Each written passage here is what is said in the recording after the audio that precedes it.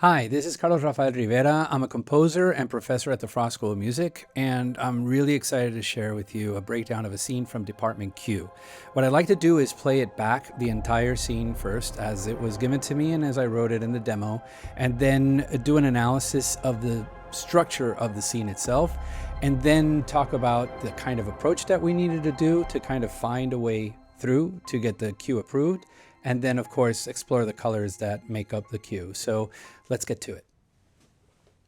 She's dead. I don't think so. Is that what your gut tells you? It's what the file tells me.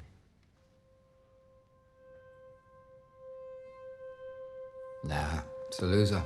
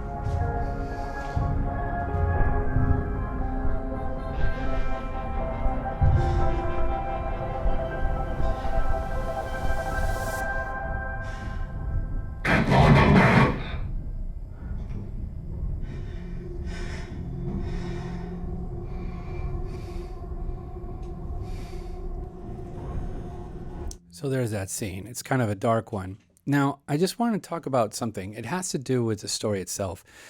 Spoiler alert for those of you who have not watched the show. This is a plot twist that happens at the end of episode 1. We've been following this character like in a normal situation, and all of a sudden she's here.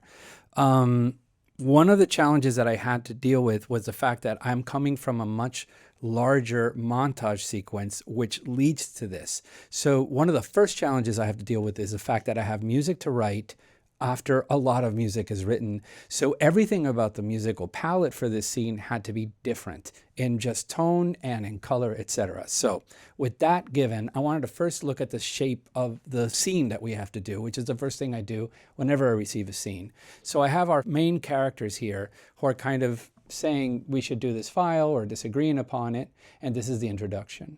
Then we have the moment that we're, as an audience, having watched this, see this character and go, oh my God.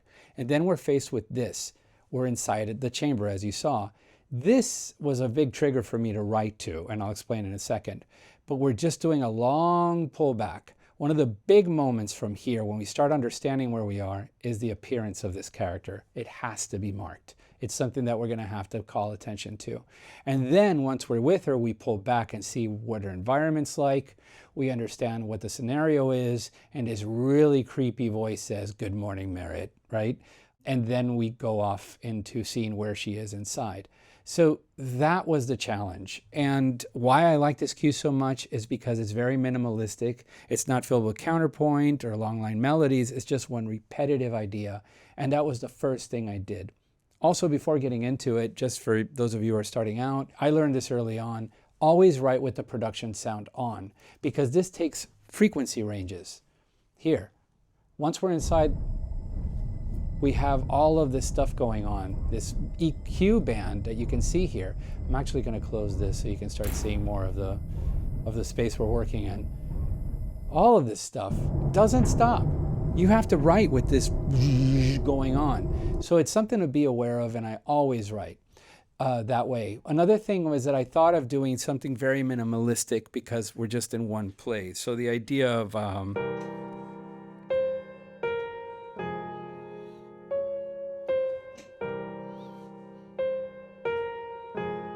right? That sort of repeats and repeats almost ad nauseum, and it's kind of a simplistic thing. The way out is by having color. And what the way out for me was when I saw this big, big red thing appear. And to me, it looked like a spaceship. Boom. So I definitely marked it, as you probably heard the first time around, and it literally looked like a spaceship flying away to me. And considering the fact that she has such a constrained space, I wanted to write music that was larger and broke through the frames.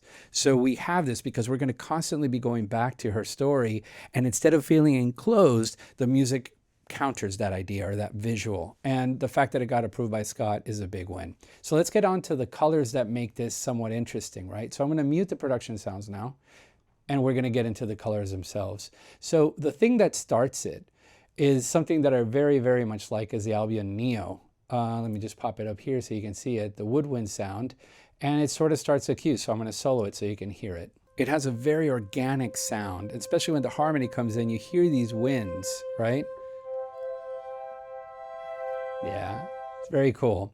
And then I also added the Orchestral Swarm, which is a really cool instrument. I call it the ta-ta-ta-ta-ta. I literally wrote that out when I was writing it because I really loved it, and you'll hear it here as it pops in, coming up right now. Amazing. Combined with that, and the one that became my favorite was what I call the wobble wind, which is a contemporary drama toolkit. It's just a combitextural. I think it's like the standard thing when you turn it on. But when you hear it alone, check it out. It's really cool. The wobble. And I have the sound going from left to right.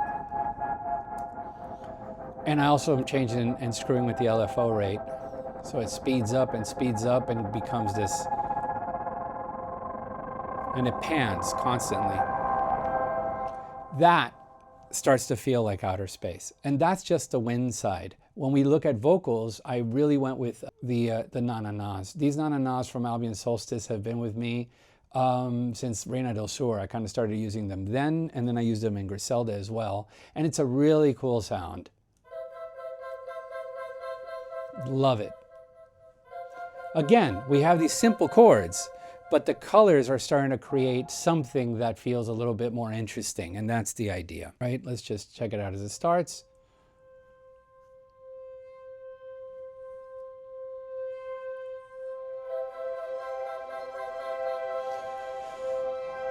Which brings us to the strings.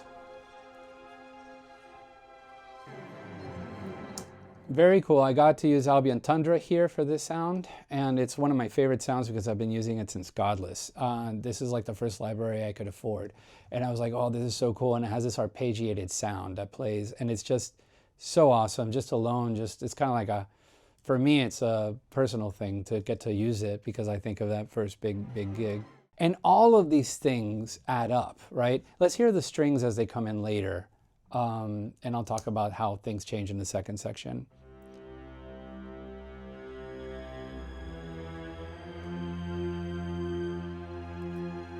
One of the things that happened that I really, really enjoy with this is the fact that the performance legatos, you can really futz with them.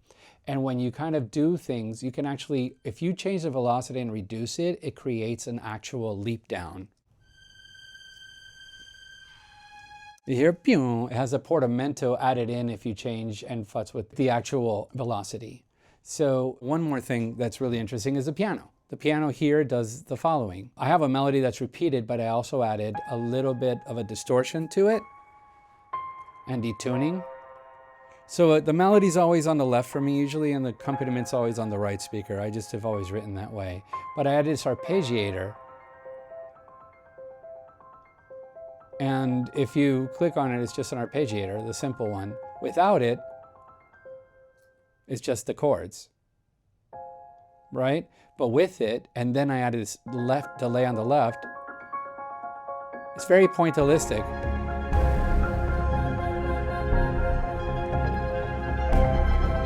So all of these sounds are playing into it. One of the things I did also, this is for the writing idea, is that when you're writing, you're just coming up with stuff and it's cool.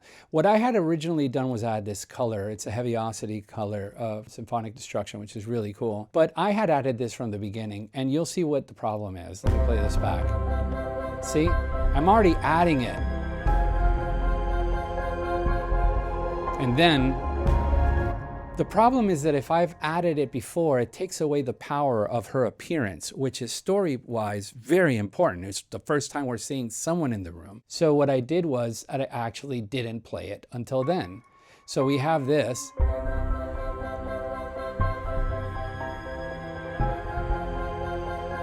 Here. Now, it adds something. It brings a big moment just because of a percussion. Even though I was just writing with the entire thing, once you start looking at what you're doing and what you're scoring, taking away sometimes can add. So that's sort of the thinking of this structure. And then we're going to repeat it. Once we finish this moment, we're going to get to the big buildup. It's all building, building. We've seen the character.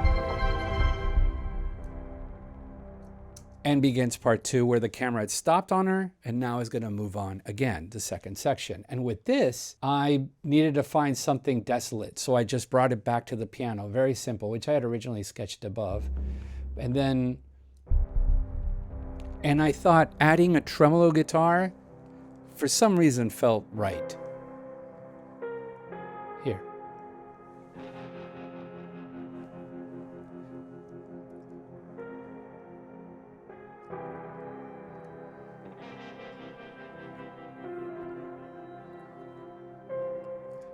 One thing I haven't talked about, and I think is super, super crucial for me, for this cue to work, it's not just the fact that, say, I'm using the symphonic strings from Spitfire, it's the British Drama Toolkit. These sounds have been super helpful since, I think, the Queen's Gambit for me.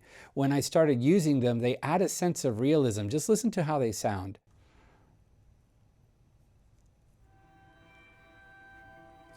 On left and right, higher and lower. I always kind of tend to pan it that way. They sound so authentic and amazing and real and human. And when you combine that with everything else, it just, on top of everything, it adds this realism that I've used so much throughout everything I do.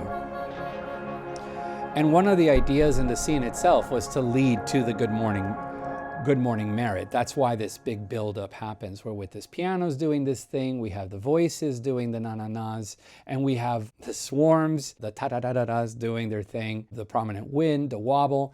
Everything is kind of coming into play to this final moment. And that's sort of like what helps a scene like this work, I think, for me. And ultimately, the reason I'm getting to talk to you about it is because Scott approved it.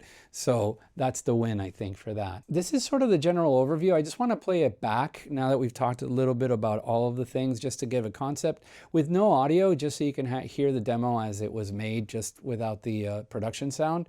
But you can see how it kind of plays into that. And I'm going to kind of put it to the side so you can see all the instruments kind of doing their thing.